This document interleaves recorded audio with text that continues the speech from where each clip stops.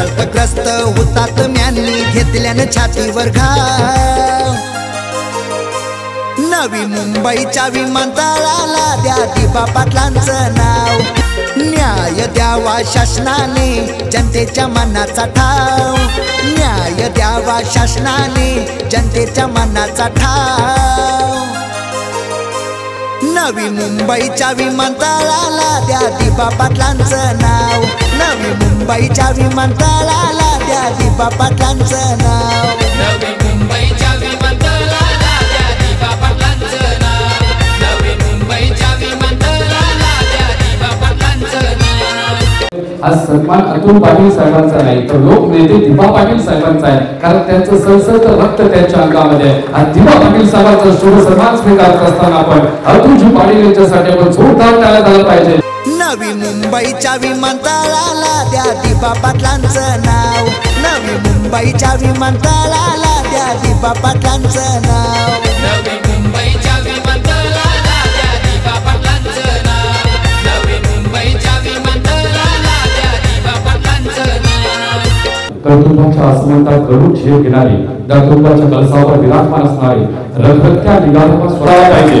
इथे मात्र महाराष्ट्राचा विकास करत असताना वनमंत्री म्हणून त्यांची महाराष्ट्र शासनामध्ये एक ओळख आहे। अगदी पालकमंत्री म्हणून देखील ते काम करत आहेत। त्यांच्या शिवसन्मानाच्या या कार्याच्या अंगावरती वस्त्रलंकार असावा पण माईची उड्डाण शाल अर्थात आपण पाहतो दादांच्या खांद्यावरती अगदी शोभून दिसतोय। आमच्या अध्यक्ष महोदयांच्या चेहऱ्यावरील आनंद आणि गणेश नाईक साहेबांच्या चेहऱ्यावरील आनंद आज मात्र या कार्यक्रमाची शोभा वाढवतोय। अगदी आपण सर्वजण लोकनेते दिबा पाटील साहेबांना मानणारा वर्ग आहे। आज त्यांच्या त्या कार्यक्रमाच्या अनुषंगाने शुभ सन्मान होत असताना आपण पाहतोय आदरणीय सन्माननीय नामदार गणेश नाईक साहेबांचा शुभ सन्मान इथे संपन्न होत आहे। त्यानंतर मी विनंती करतो दीपकजी म्हात्रे यांना की श्रीमान्य खासदार डॉक्टर संदीपजी नाईक अर्थातच थोडा आपण फेरबदल करतोय।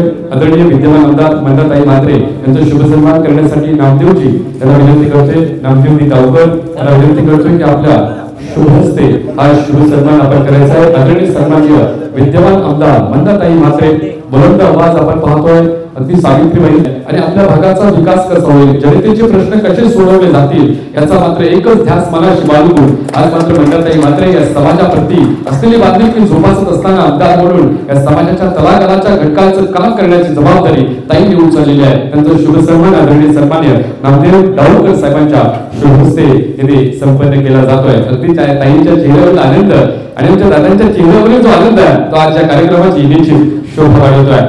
त्यानंतर मी विनंती करतोय श्री माननीय खासदार सन्मान इथे करायचा आहे। जेडी तांडेल साहेबांना विनंती करतोय आपण त्यांचा शुभ सन्मान इथे करायचा आहे। अर्थात आपण पाहून येथे शुभ सन्मान इथे केला जातोय। तर जेडी तांडेल साहेबांच्या शुभ हस्ते हा शुभ सन्मान इथे स्वीकारत असताना साहेबांना आपण पाहतोय अगदी साहेबांनी केलेलं काम आणि या कामाचं आपण पाहतोय कौतुक असेल आणि समाजाची काम करत असताना साहेबांचा शुभ सन्मान जोरदार टाळ्यांचा प्रतिसाद झाला पाहिजे सर्व पाहुण्यांसाठी आणि मान्यवरांसाठी। अर्थातच त्यानंतर आपण पाहतोय हा शुभ सन्मान स्वीकारत असताना आमच्या साहेबांना पाहतोय हे क्षणचित्र फोटो मात्र आपण कॅमेऱ्यामध्ये कैद केले जातात, या आठवणी मात्र कैद केल्या जातात। अशा आपण पाहतोय हा सोहळा आनंदाचा सोहळा येथे मात्र संपन्न करतोय ते म्हणजे माजी नगराध्यक्ष पनवेल अर्थातच पनवेलचा चेहरा मोहरा ज्यांनी बदलवला आपलं नगराध्यक्ष पद त्यांच्या हातामध्ये होतं आणि आपल्या या नगरपालिकेच्या माध्यमातून चांगली कामं कशी होतील हा ध्यास त्यांनी मनाशी बाळगला आणि अगदी समाजाप्रती असलेली बांधिलकी जोपासत असताना साहेबांनी धडाडीचं काम मात्र समाजासाठी केले असे आदरणीय सन्माननीय जय म्हात्रे साहेबांचा शुभ सन्मान इथे दीपकजी पाटील यांच्या शुभ हस्ते केला जातोय। अंगावरती वस्त्रलंकार माईची उड्डाण शाल आणि सन्मानचे निकष करून साहेबांचा यथोचित मान सन्मान इथे संपन्न केला जातोय। त्यानंतर माजी आमदार योगेशजी पाटील साहेबांचा देखील शुभ सन्मान केला जाईल। दीपकजी पाटील म्हात्रे यांच्या शुभ हस्ते आपण पाहतोय शुभ सन्मान इथे केला जाईल। माजी आमदार आपण पाहतोय आमदार असताना त्यांच्या विभागाचा विकास कसा होईल हा ध्यास त्यांनी मनाशी बाळगला। तळागाळाच्या घटकाशी ज्यांची नाळ जोडली होती आतापर्यंत त्यांच्या चेहऱ्यावरील जो आनंद पाहिला ना तर आपल्या या कार्यक्रमाची निश्चित शोभा वाढवण्याचं काम केलं जातोय। दीपकजी म्हात्रे यांच्या शुभ शुभ सन्मान केला जातो। तर जोरदार टाळ्यांचा प्रतिसाद झाला पाहिजे आदरणीय सन्माननीय माजी आमदार महोदयांसाठी। आज हा शुभ सन्मान आजच्या कार्यक्रमाच्या अंतिम अगदीच काँग्रेस पक्षाचा बुलंद आवाज, काँग्रेस पक्षाचे अध्यक्ष महेंद्र घरत साहेबांचा शुभ सन्मान करायचा आहे. आंतरराष्ट्रीय स्तरावर आपल्या देशाचं नाव ज्याने नावलौकिक केले असे आदरणीय सन्माननीय महेंद्र घरत साहेबांचा देखील शुभ सन्मान या कार्यक्रमाच्या अनुषंगाने केला जाईल. विनंती करतोय मी आदरणीय सन्माननीय नामदेव दाऊदकर साहेबांना आपल्या शुभ हस्ते हा सन्मान महेंद्र घरत साहेबांचा येथे करायचा आहे. अगदी आपण पाहतोय खांद्यावरती शोभेल असता वस्त्र अलंकार, माईची उबदार शाल आणि अर्थात सन्मान चिन्ह आणि हे पुष्पगुच्छ देऊन इथे मात्र साहेबांचा यथोचित मान सन्मान इथे केला जातोय. आज जोरदार टाळ्या झाला पाहिजे महेंद्र घरत साहेबांसाठी. आज त्यांचा शुभ सन्मान इथे गायकवाड साहेबांनी या पुढचा शुभ सन्मान स्वीकारायचा आहे. अर्थात त्यांचं जेडी तांडेल सतीजी गायकवाड साहेबांचा शुभ सन्मान जेडी तांडेल यांच्या शुभ हस्ते केला जातोय. वस्त्र अलंकार, माईची उबदार शाल, प्रेमाचं प्रतीक आपण पाहतोय. हा पुष्पगुच्छ सन्मान केला जातोय. दिवा पटेल नामकरण संदर्भात वेगवेगळ्या चर्चा होत होत्या आणि दिवा पाटील कृती समितीची बैठक होत नाही म्हणून लोकांमध्ये प्रश्नचिन्ह निर्माण होत होतं. तद्वच अखिल आर्य समाज परिषद या अनुषंगाने केलेले कार्य लोकांसमोर सुद्धा गेले पाहिजे आणि या भावनेने आजची ही बैठक घेण्यात आली. या बैठकी संबंधात सर्व राजकीय पक्षांच्या नेत्यांना वेळोवेळी फोन करून विश्वासात घेऊन आम्ही ही बैठक आयोजित केली होती. आज दिवा पटेल नामकरण संबंधी जी कृती समिती आहे ती 2021मध्ये पहिल्यांदा आम्ही खारेगाव येथे अमित गार्डन या ठिकाणी आम्ही बैठक घेतली उपस्थित होते आणि तिथेच प्रारंभ केला की दिवा पाटलांच्या नामकरणासंदर्भात विमानतळाच्या नामकरणासंदर्भात आपण पुनश्च एकदा बैठक जासई त्यांच्या मूळ गावी घ्यावी अशा प्रकारचे ठरवण्यात आलं आणि जासईला देखील बैठक घेण्यात आली. जासईला बैठक घेतल्यानंतर त्याच्यानंतर 3 फेब्रुवारी असेल आणि त्याच्यानंतर पुन्हा 3 दिवसांनी बैठक घ्यायची आणि त्यावेळेस सर्व पक्षीय नेतेगण त्या बैठकीला उपस्थित होते. शेतकरी कामगार पक्षाचे होते, शिवसेनेचे दोन्ही याच्यातले होते, नवनिर्माण सेनेचे होते, राष्ट्रवादी काँग्रेसचे होते, काँग्रेसची सर्व मंडळी होती. अशा उपस्थितीमध्ये सर्वांमते नवी मुंबई आंतरराष्ट्रीय विमानतळ लोकनेते दिवा पाटील कृती नामकरण समिती स्थापन करण्यात आली आणि त्याचा सर्वांनी पक्षाच्या वतीने त्या ठिकाणी माझं नाव संबोधित गेलं. तत्कालीन उपमुख्यमंत्री देवेंद्र फडणवीस साहेब यांनी त्याच्यावर एक निर्णय घेतला की हाच ठराव दोन्ही सभागृहात मंजूर होणे आवश्यक आहे. तो ठराव निश्चित मंजूर करेल असा मला स्वतःला विश्वास आहे.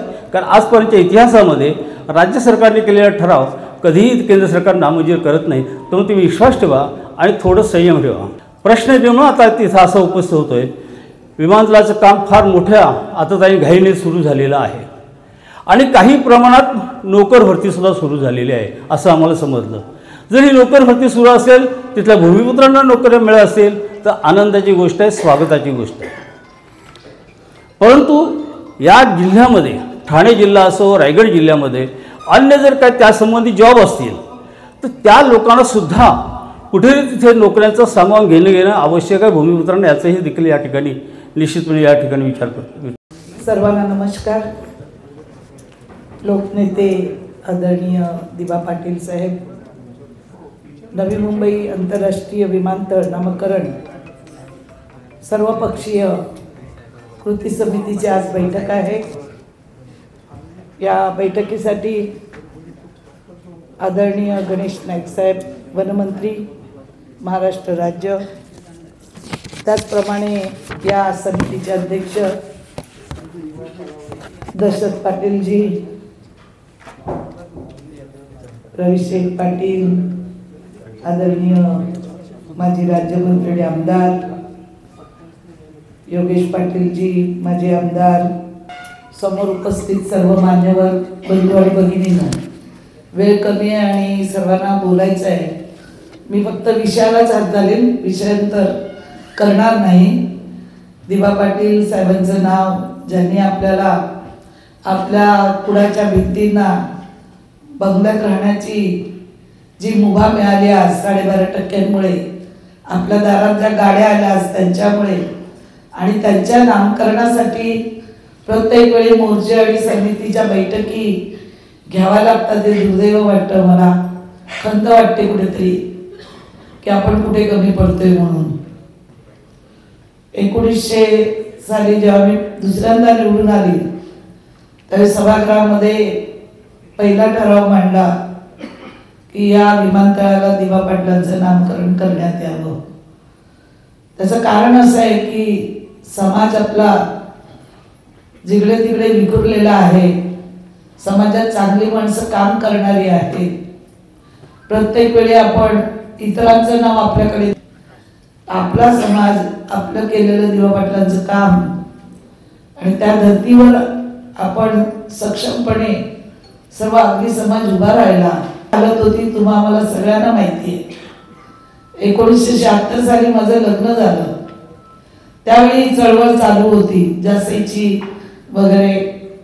डोळ्यांनी पाहिलेली, सकाळ वृत्तपत्रात नेहमी वाचलेली, रक्तरंजित झालेला आपला इतिहास. आणि असं असताना गेले 2-3 वर्ष झाली आपण सगळेजण प्रयत्न करतो. मला वाटतं कुठेतरी हा प्रयत्न कमी पडतोय. तो प्रयत्न करण्यासाठी समिती गठीत करा, सर्वांनी दिल्लीला चला आणि दिवा पाटलांचं नाव या वर्षात कसं होत नाही त्याच्याकडे लक्ष द्या असं मला सांगावंसं वाटतं. विषय खूप आहेत समाजाचे, बऱ्याच जणांनी मांडले, पण मी ते विषय न मांडता एकच विषय सांगते की आज ज्या कारणासाठी आपण इथे जमलेलो ते महत्वाचं कारण तरीच लागलं पाहिजे. राज्य सांगतं आम्ही केलं, देश सांगतं आम्ही केलं, विमान उडान घ्यायला लागली, मग आपली नावं का होत नाही याचं कुठेतरी आपण सर्वांनी आत्मपरीक्षण केलं पाहिजे. याच्यात कुठलं आणखीन काही कारण आहे का याचा पण आपण सगळ्यांनी शोध घेतला पाहिजे असं मला आज सांगावंसं वाटतं. दशरथ भाऊ आपण मला बोलवलं, मान सन्मान दिला, सत्कार केला. दिवा पाटलांनी सुद्धा मला शेवटच्या सणी ॲम्ब्युलन्स मधून येऊन शरद पवारांच्या हस्ते अग्निभूषण पुरस्कार दिला होता. मी त्यांच्यासोबत काम केलंय, त्याला साक्षी तर दीपक म्हात्रे. अनेक वेळा भेटीगाठी घेऊन सभागृहात काय बोललं पाहिजे, कसं बोललं पाहिजे याची नेहमीच त्यांच्याकडनं मी माहिती घेऊन सभागृहात आपले समाजाचे प्रश्न जे मी आज धडाडीने मांडते आणि आपण सांगता की धडाडीने म्हणतातही समाजाचे प्रश्न मांडते, ते केवळ आणि केवळ मी दिवा पाटलांची भाषण ऐकून त्यांच्या संपर्कात होते म्हणून आज मी इथे उभी राहिलेली आणि बोलू शकते. आपण सर्वांनी आज एक निर्णय घ्या ठोसपणे की याच्या पुढचं पाऊल काय असलं पाहिजे. उगाच मोर्चे आंदोलन यात माझा विश्वास नाही.